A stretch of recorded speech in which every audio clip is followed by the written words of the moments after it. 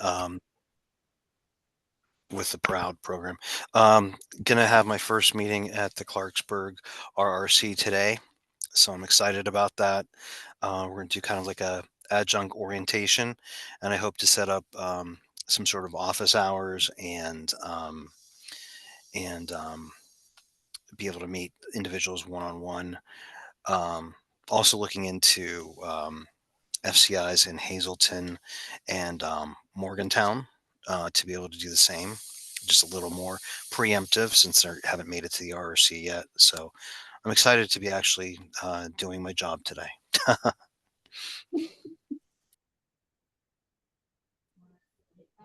What is proud?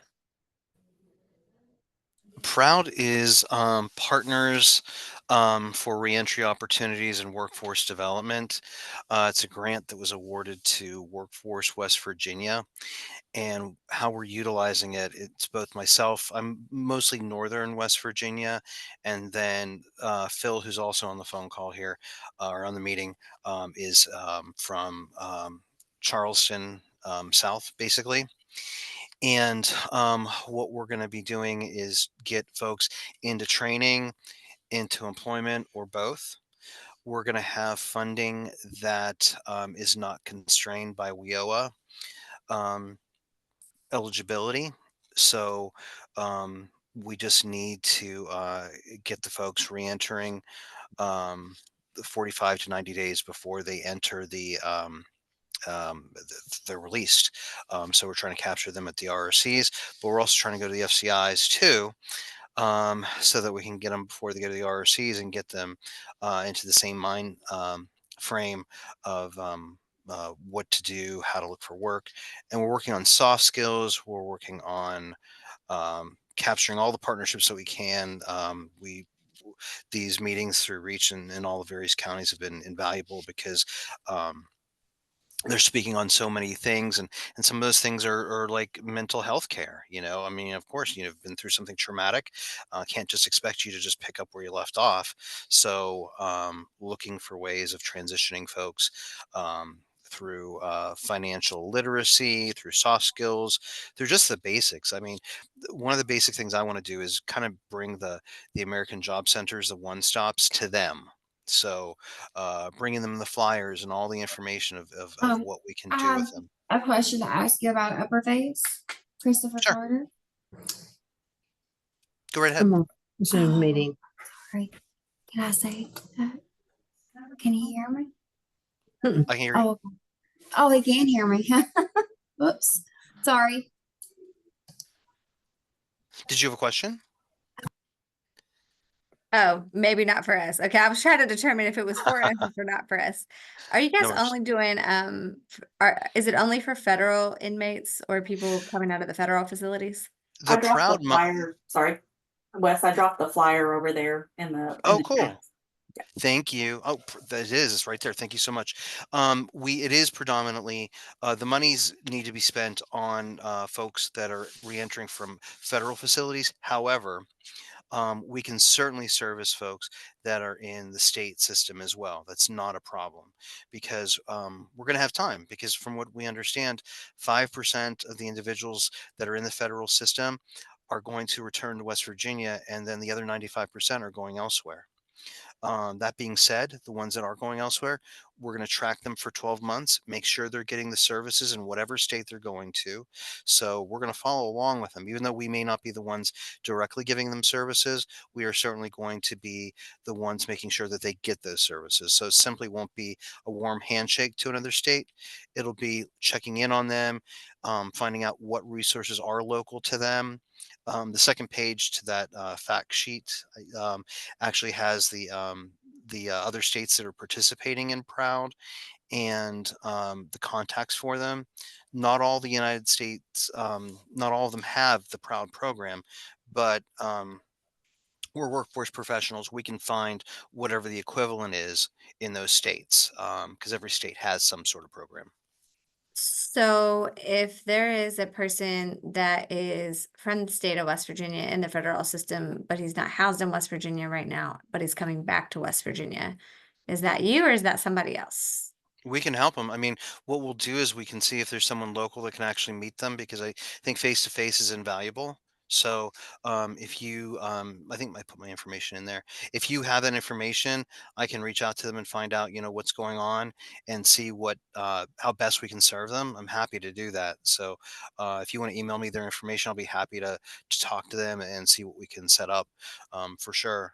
Because we're in the infancy of the program and we're kind of cobbling it together as we're flying the plane. So that's great because we can find out, what we can do and what we can't do. Like for right now, I don't know how much money we can spend on training on ITAs right now. I presume it's enough for any certification program, but I'm hoping it's enough to get people through maybe, to an associate's degree. I don't know that for sure, but we're finding all this information out as we're moving forward. But definitely, we're in a good How do place you right now. con how do you connect with them while they're still incarcerated? Like what services are you offering them while they're kind of We can, if we're allowed in the facility, because we haven't been into a facility yet. Today's going to okay. be my first day in the reentry facility. I know, I'm excited. Um, however, and let me put myself on camera. I'm sorry. I thought I was on camera. There we go. Okay. So we're trying to um, maybe deliver bring your A game, any soft skills, but really what do they need on a one by one basis? Where are they? Even if they're not going to be released anytime soon, we can certainly talk to them and tell them, well, these are things to look at. These are things you could look into. I know, what was it? The Hazleton reentry facility, they're having a graduation for like 30 students, 34 students who finished their GED. So that's really exciting. And I'm going to be meeting them on their graduation day and talking to them and seeing where they're at and what they want to do with that. Again, a lot of these folks and that's a FCI, excuse me. A lot of those folks aren't going to be released anytime soon, but many of them are. So we can get them in the mindset of, hey, if you have computer access, these are the things you can be looking at. This is how to register on Workforce West Virginia to look for employment. See what kind of opportunities are out there, so you can start thinking, well, maybe I want to get training. Because a lot of folks I'm talking to currently, they want just to get that quick job, but I want them to look forward to more than that. I want them to find out, what do you want to do? Because the typical answer I get is, oh, well, whatever. I'm like, no, what do you enjoy doing? What do you want to do? And we'll see if we can do that. Right. And see if we can um, get you any supplemental training that'll help you to be able to do that. Plus, let's make sure you're not spinning your wheels. We need to know what your background is. So, maybe this isn't a possibility. And I'm sorry if it's not, but let's find something else that can be a possibility that would be something that you could get into and sustain yourself, your family. And maybe that encompasses, one of those in betweener jobs plus training. I just don't want them to like, take that entry level position and get stuck there. I want them to be able to have hope of a future. Well, one thing I think you probably will run into when you're working with people in federal facilities is like typically they're a little bit more higher level. So a pass-through job is not going to cut it for them because they're used to a particular lifestyle. And so that's not going to sustain that lifestyle. So they have to have something that gives them some dignity. And that's just my experience working with people in the federal system. It's much more like you got to give them something with some dignity or they're going to go back to doing what they were doing before. Sure. No, that's the things that I'm learning for sure. Absolutely. You're absolutely right. I was talking to the one of the teachers at the Clarksburg facility, and she said, yeah, some of these people, were selling drugs and making $100,000 or more a year. So, what are we going to do? Well, we need to look at opportunities that they can get into with the background that they have that maximizes any talents or skills that they have. And that might be, going back to school. And, we need to look at that because that's to get those skills. To translate from what got them there to being on the level and doing the right thing, we need to figure that out, and it's going to be a case by case scenario. That's why I'm not going out to employers carte blanche and saying, hey, I've got a bunch of people that are going to be, no, because I need to find out on an individual basis, and that's how the program's going to be successful, is on an individual basis. So I agree 100% with what you're saying. I don't know if you've looked into pilot car certifications. What is that again? Pilot car certifications.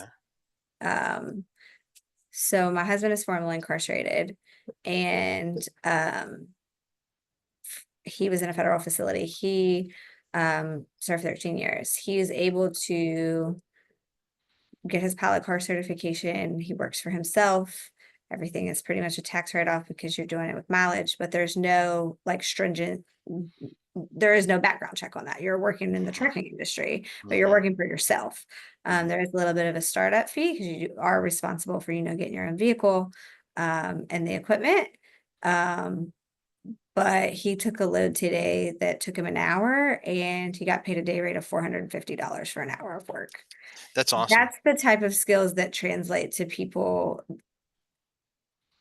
It's the type of work that makes sense to them, and it's like still like a hustle. It's that Mhm. adrenaline rush that sometimes they chase. And so I have been encouraging a lot of people to try to get their pilot car certifications. Some people don't want to drive, like a lot of people get their CDLs, but a lot of people don't want to drive tractor trailer. Well, you don't have to. You can drive the car in front of the tractor trailer for the oversized loads and things like that. And so that just might be something that you look into, because a lot of people don't think about that. And it's No, it's worked out brilliant. really well for him. I think entrepreneurship is definitely a way to look at this. I'm looking to connect with SCORE, who are local affiliates that help people that are looking into businesses that have been there before. Looking into maybe getting something going with them, with all the local um, offices or contacts that they have, because I think entrepreneurship, exactly, it avoids the whole background check. It gets them directly to, I'm in charge. I'm in charge of my success, and that's a great way to motivate people that basically might have been doing that on their own, but just not in a legal way. I agree. Yeah, and I have a background in higher education and worked for, almost 13 years at a community and technical college. So I'm always a proponent of the trades. And a lot of those trades don't do background checks depending on, what they are. If you're not going inside of a house, you know, so and what I really loved is that they're called stackable credentials. So you may have a certificate that's inside of a diploma, which is inside of a degree. You can get a certificate in 8 weeks, and that builds and boosts your confidence that, hey, I have this certificate that I'm, a brakes specialist. And I do another 8 weeks and I'm an air conditioning specialist. And then all of a sudden in 2 years, you have a full degree in some kind of automotive or diesel or welding or whatever. And a lot of those union jobs, I don't look at stuff, so um, that's good money. And especially, I always use HVAC as my example that, you know, it's 90 degrees and my AC doesn't work. I'm going to be willing to pay whatever it is to get it fixed. So, I That's a always am fact. a huge proponent of the trades because they are very forgiving in backgrounds. And, the West Virginia, correct me, I don't know how it works, but isn't there free tuition for trade schools or community colleges? Yes. So, yeah. Oh, okay. So, Yep. You get free. Yeah. At my first 2 years, I got my associate's degree for free. yeah. You can do trade school for free. The pilot car certification is an 8-hour class. It's Wow. literally 8 hours. So if you have somebody that does not want to go sit in a classroom and is not disciplined like that, it literally takes 8 hours. Where do you do that at, if you don't mind me asking? So we actually did ours in North Carolina, because North Carolina's pilot car license translates, to a lot more states. Like you kind of just have to look at like where you really want to run, but North Carolina, you can run almost every state in the East Coast. So that was like the one that was like more transferable, but I don't think they have a class actually in the state of West Virginia, but they have them in all of our surrounding states. But North Carolina's was the one that translated to almost every other state. And we just went to the community college. He did the class in 8 hours, took his test, and they mailed us the certificate, and we were done. That's awesome. And to be able to run for these other states, where do you go to get the information on the companies that are requiring the pilot cars? Where are there certain companies that do that, or There are brokers like the same way that you would do it like with a trucking company. They broker jobs out. But the best way to do it is like $15 a month. You have access to the load board, which means as soon as they put a load up, you go click which load you want to take, and off you go. that's a great thing. I really like that idea because, like you said, there's a lot of people that don't want to do the CDL.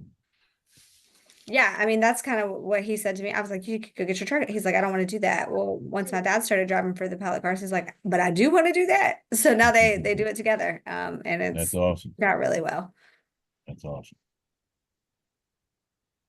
And just to interject one more time, since we're new at this, I'm the guy here in Southern West Virginia. To do this free trade tuitions in West Virginia, you just go to community college to get that? Is there somewhere to go to do Yeah. that, to get that free tuition? Any of the technical and training centers or community colleges, they're financial aid teams, they know. But yeah, you can just go there and apply for your financial aid. And there's nothing specific that you have to do, just fill your FAFSA out and off All you right. go, and it's free. Thank you very much. That's awesome. It's brilliant information. Thank you so And much. I would recommend going to the community and technical colleges, the financial aid department, because the FAFSA has changed drastically in the past year. And so you may start your application, and depending on if you filed taxes, you may get instant verification, but it may take you, 2 or 3 days to get verified. So the FAFSA is a completely different animal than it was last year or 2 years ago. So it's a Bridge process now. Valley is really good about like working with you on things like that. So you may just want to go set up a meeting and like get to know them and get to know their programming. Where was that again? Bridge Valley Community and Technical Bridge College. Valley, yeah. Yeah, it's in South Charleston. I wish my criminal justice professor didn't retire last year. She used to sit on the parole board, and she is the reason I am. So she's really wonderful. I don't know who they have there now, but they have a really good program, and so it'd be worth going to go just meeting with them and learning more about what they're doing at the school. Thank you. Well, we just kind of round robin that on accident, but that was fun. Anybody else have anything?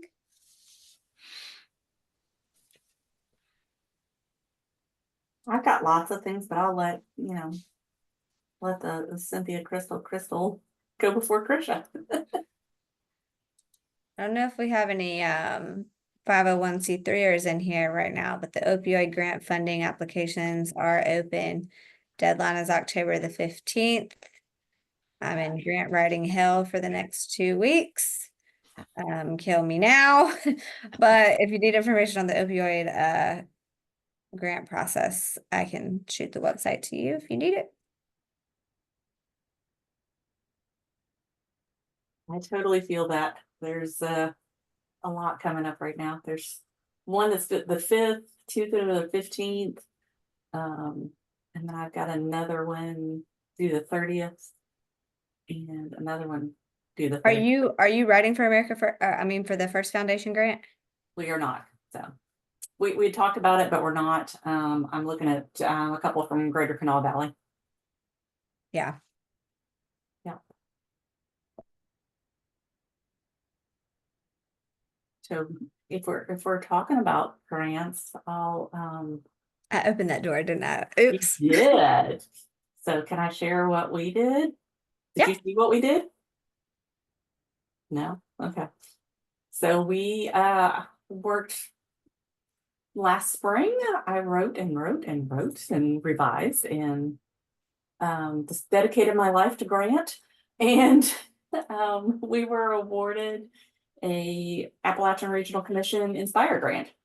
So I just put the link in the chat there for it, but it's a $481,000 grant so that we can build out our navigator program. So we'll be able to hire 3 more paid navigators so that they aren't just volunteers anymore, because we're all busy and we all want to give, and we can only give so much. So if it's a job for someone, they're going to take it a whole lot more seriously, dedicate more time. And we want to see that, to show that this is a sustainable program, much like a PRSS. We want to grow out this navigator program of somebody with lived experience to help, get your IDs and find housing and employment and get you those next steps. All of those basic social determinants of health, before we hand them off to Wes or to somebody else, that let's get those basic things covered. So we're kicking that off October 1st, and we're excited. We're scared because that's federal money and that's a lot of reporting, but it's a huge accolade for us, and we're pretty excited about it. So that will be Boone, Lincoln, Logan, Mingo, McDowell.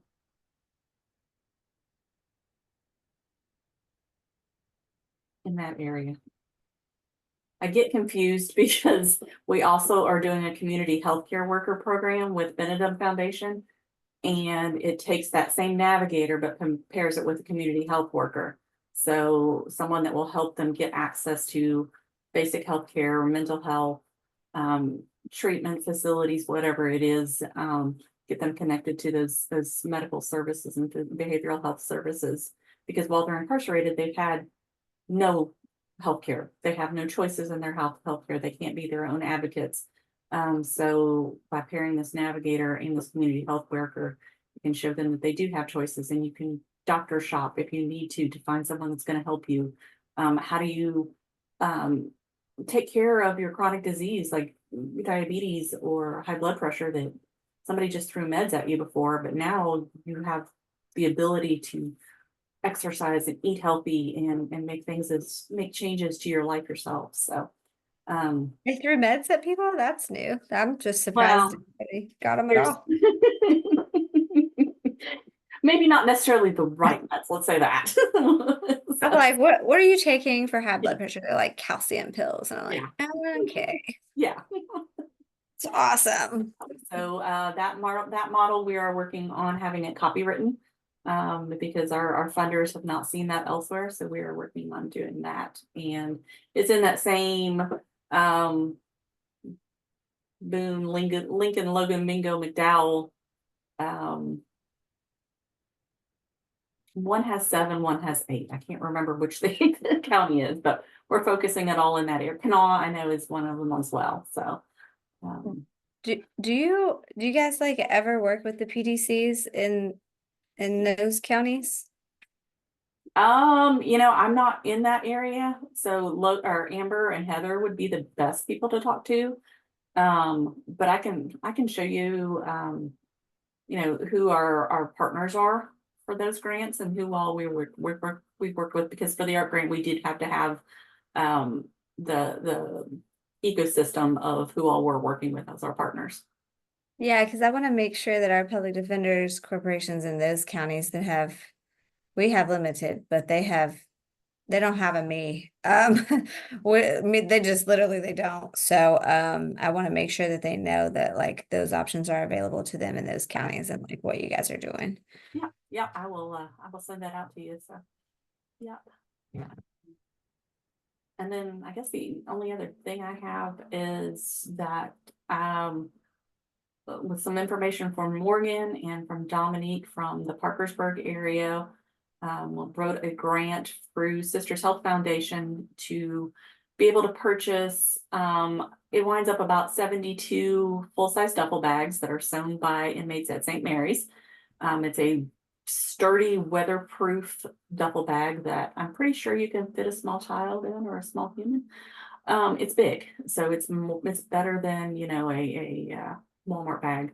And we have been able to purchase full-size hygiene products, so body wash, deodorant, shampoo, hairbrushes and combs, toothbrushes, toothpaste, some of the Mylar inclement weather blankets, can openers, a whole plethora of stuff. So All said and done with that, we came out to be able to purchase about 72. And there will be a packing party at the Parkersburg October reentry council meeting.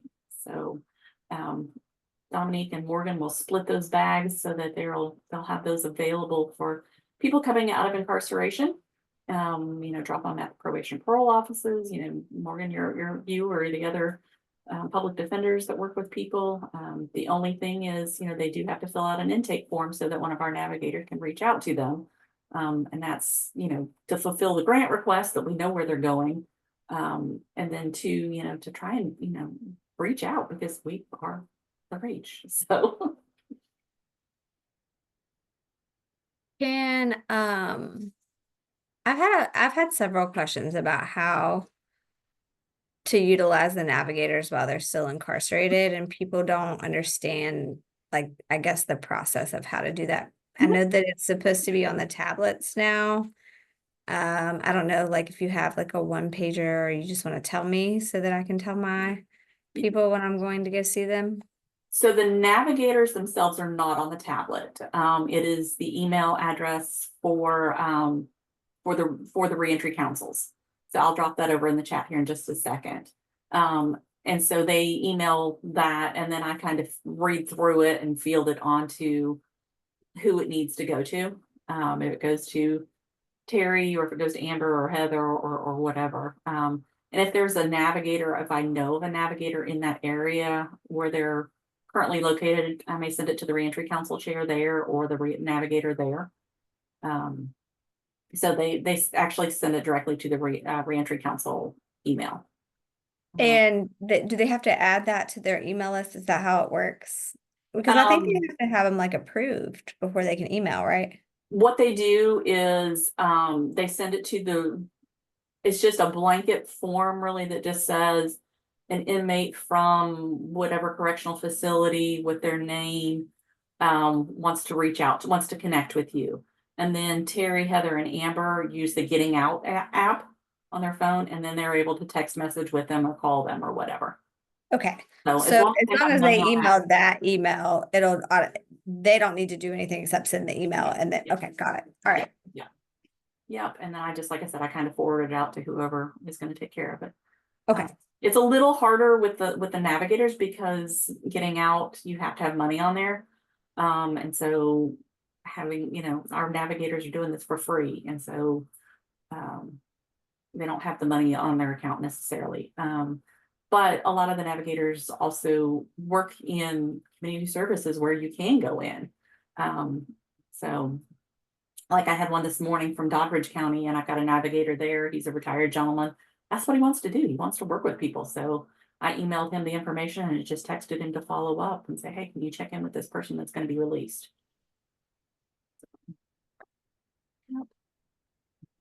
And then as far as, if somebody wants to be a navigator, Amber is the one that does the trainings for that. It's a free training. It's a hybrid training. So you do some online classwork first through Mighty Networks. And then we just do a 1-day virtual or in-person training just to review all of those things and go through the certification process. Do you have to be formerly incarcerated? Or lived experience of some sort, yeah. Okay. Can I ask a question? Yeah. When you go to get a navigator or call a navigator in a different county, I guess, and we go through the email, but is that for federal and or state incarcerated individuals, or either or how is that? It can be anyone that's, as long as they can access the app, we are definitely able to work with them. So we may not be able to go in somewhere to work with them, but if they can access that app, that Getting Out app, we can talk with them and or if they have, an advocate that, they want to share information with to connect with us, we can do that as well.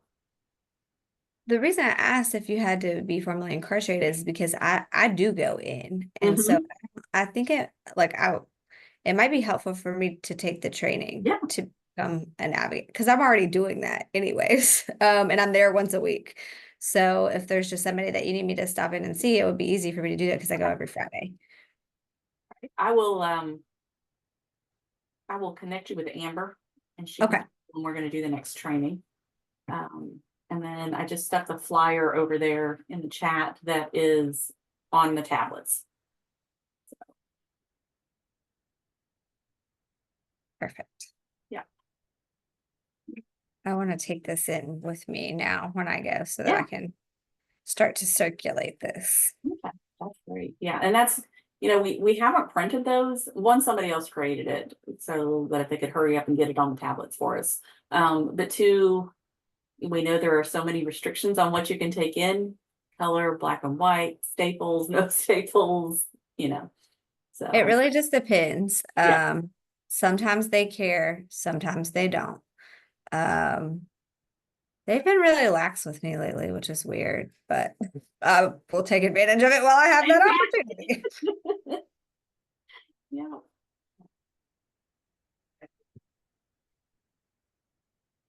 That's all I got. I know Save a Life Day is Thursday, so I don't know what's going on in any of your counties.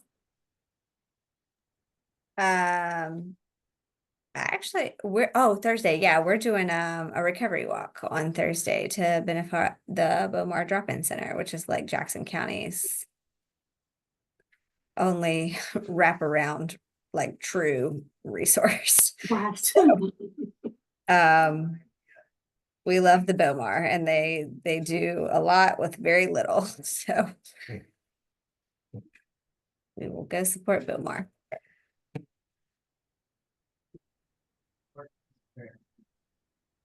I also just dropped our navigator brochure in there too, so you can see that. I'm saving all the things today. And then, Philip, if you're interested in it, I dropped the brochure over there. It's a free So- training. So. Miss Fowler, I'd like to ask you a question. So Sure. you go into do you go into the federal facilities, or do you go into state facilities, or where do you go? I go into South Central predominantly. That's where all of my people from Jackson County go, but on happenstance, sometimes I work out of the Roane County office and I go into Central. So I'm really in the regional jails. I'm not in the prisons, state or federal usually. But if I have to get through to somebody there, I can set up a Zoom meeting. Usually with the state facilities, they're pretty good about it. Okay. And Miss Spears, when you're talking about the navigator deal there, would that be something that we would need to do? I mean, what would be the purpose if we just go on to the email? What is it that we would be doing if we are a navigator exactly? Sorry for so many questions. I No, don't know no, all no, no. this. So trained navigators are somebody with lived experience that has had to navigate all of those things of getting your IDs and finding employment and housing and all of those things. So it's I don't want to say it's a sponsor, but it's a support system for you to help you as your first year post incarceration to help you get all of those things back into life and to help reduce recidivism. So is that somebody that's incarcerated now that wants to do that position or wants to perform that? The Or navigator themselves explain are it to already me. out and they've successfully navigated all of those things. So that's who we would get in contact with. Like if I'm dealing with Mr. Jones and he says, well, I need help getting my ID. I need help getting my social security card. I need help getting my whatever, somewhere to house myself. And that's where we would send that particular Mr. Jones to Yes, the yeah, you navigator. can send them to us and we would connect him with a navigator in the area that he is releasing to. And, they are assigned to them and walk with them through, as much I help didn't as know they we had need or that. want. And it's free. I mean, They it's, don't do anything other than that, though. They don't help find jobs and all that that's our job, right? well, I mean, Yeah. they can help them with resumes and interview skills and all of those essential skills and things like that. But that is when we do turn to you as the partners to say, hey, Sure. we've got here, we've reached our limit of expertise. Now we're sending them on to you for your level. Sure. Okay. Yep, and the curriculum is developed by faculty from Fairmount State University, who she herself has lived experience. And then Amber, who is the navigator coordinator, she has lived experience. So they So go out. you have navigators in pretty much every district or every region, I guess. No, Okay. no. We have lots of people go through the training, but they don't always follow through. So Okay. when we try to reach out to them after, hey, I've got somebody for you, we may not hear from them again. I understand. Because again, it's a volunteer position. We all get busy. We all, Sure. Yep. I mean, like Wes was saying before, I mean, we're relatively new to this program and we don't know exactly what we're facing. I'm a person of former incarceration. So that's why I was hired for this position, is to go to try and help fellow people to understand, or explain to people that are helping how difficult it really is, because it is difficult. And, I'm hoping and praying I can do a little bit to help. So we'll see. And I agree 100% with what you said earlier, Ms. Fowler, about the, um, trying to get a better type of position for federal inmates. I agree. They want something more than just working at a fast food place. Yeah, and what you will find, when I started at the Public Defender's Office, most of my work was more on like the national level. I didn't do a lot of work here at home. So it was different because I had to like find my way through like really not having anything available to me. But understand. what you'll experience is like once you help one person, that person tells the next person, tells the next person, and your phone will ring all day. Because people, like if you're doing a good job, Sure. people will come to you. You don't have to necessarily like go put yourself out there because they talk. And so you help one person and the others will come. So that really the program builds itself if you're doing good work. So I um agree. you'll be like, okay, now I have too much work. I got too many people. Yeah, I mean, one You're of the doing the biggest work, things. they will come. Yeah, that's one of the biggest things that, unfortunately, it's very difficult as a former federal person myself, dealing with the BOP and the FSA credits that were given. Um, I had to hire an attorney to even get my credits so I could be home. And once that particular attorney who's here in West Virginia helped myself, his phone didn't stop for like, still hadn't stopped. And this was 2 years ago. Great. So, I What's mean, his it's name? Miles Morgan, actually, is Okay. his name. And he's here in Charleston. But See how that works? yeah, exactly. But what I've unfortunately come to find out is the disconnect between the BOP and the DOJ is just a huge issue. And unfortunately, that's what I'm dealing with now. Is I'm, coming off of probation, and they will not allow me into the facility at the RRC yet, because they want me to be completely done. And I had nothing, I'm a white collar criminal, not somebody that shouldn't be able to go in there to try and help these people, and such as myself. And it's unfortunate that the disconnect is there, because it's like beating your head up against the wall. I've been waiting 2 months to be able to perform my job, and the BOP is just, they have access to millions and millions of dollars, and they just turn a blind eye to try and help these people that are incarcerated. Unfortunately, it's very difficult. But Yeah, your I'm very- experiences are what make you, I don't say a credible resource, but you're able to talk with people, and you can say, these have been Yeah. my experiences, and you can share out that information. So you're able to have that relationship and talk with someone, not talk to someone. Yeah, and that's why I was interested in the position, plus being able to work to put food on the table for my family. I mean, it took me a year and a half to find a position. So it's been very, very challenging. And It's it is what it weird, is. because you'll be like, as a person who was incarcerated, you're obviously like frustrated with the system and the experiences you have while you're incarcerated. Right. And then when you get out and you work in this space, Mhm. you get frustrated in like different ways Sure, of the system, because now you're looking at it like how your loved one that was supporting you was looking Yeah. at it. Like Yeah. now you get to experience all the Yeah. things that they experience trying to help you. And it's like, oh, it's like broken on both sides. And so It is. I run into problems every day where I'm like, this doesn't even have to be a problem. Like it's Yeah. unnecessary issues. So yeah, like Yeah, just holding it's a people shame. past their time because somebody doesn't want to fax a timesheet, like dumb Mhm. stuff like that. Yeah. For 6 months. Mhm. Ask me how I know. Yeah, I'm sure.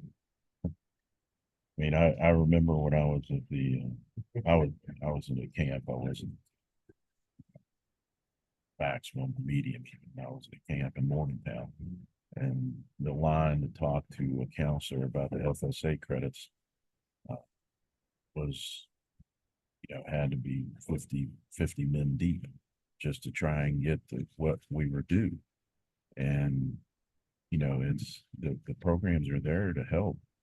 But like I said, I mean, you're pushing up against two different sides of government. One side where they want to keep them incarcerated to be able to keep the money flowing, to keep the people that are at these prisons and camps employed, of which West Virginia has the most per capita. And then the other side that wants to try and help them to get home. But in reality, that's not really the case. It's so interesting seeing it from this side, and then knowing it from the other side. I mean, it's crazy. Yeah, the commissioners hate to see me coming because they know. I'm sure they do. They come in like a wrecking ball every time. Good for you. Because you can't, like, it's hard to play nice sometimes, Yeah. right? Because like if you do, then they just take They advantage. walk all over you.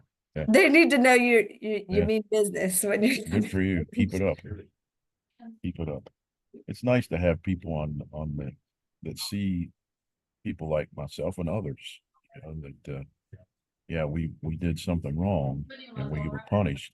But I mean, it's difficult for the outside public to recognize that until they have to recognize it, and that's unfortunate. Yeah. But it's a learning experience.